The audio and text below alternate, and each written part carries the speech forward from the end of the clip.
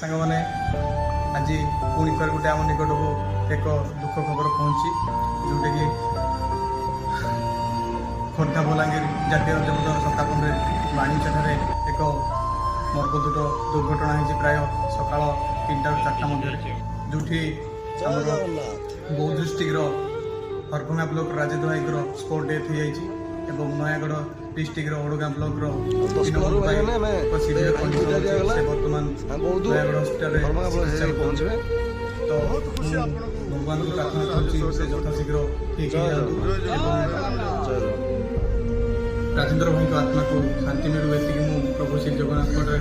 भिक्षा करुँची आशा ड्राइवर महासंघर समस्त कर्मकर्ता और समस्त भाई मान को हृदय धन्यवाद जनाऊँगी जो मैंने सठिक टाइम रे से हॉस्पिटल रे एवं घर लोक को इनफॉर्म करते समस्त मोर बहुत बहुत धन्यवाद। आज सतरे कौन ड्राइवर हवाटा सतरे भूल ये आज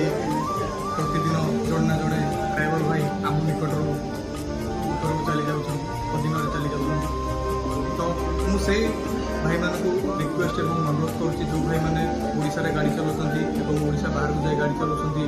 प्लीज केयरफुली ड्राइविंग करूँ एवं जदि निद लगे ताले गाड़ी अटकई रेस्ट नियंतु कहीं आपंकर टिके खामखियाली सकाशे आपंकर जीवन जापे जोटा कि आपण परिवार तार क्षति बहुत होची। तो ये वीडियो को सब भाई भाई मान को कहता जो भाई मैंने मत नयागढ़ ओडिशा एवं बौद्ध डिस्ट्रिक्ट देखुं से समस्त को वीडियो शेयर करूँ आ समस्त वीडियो पहुँचू। जय जगन्नाथ।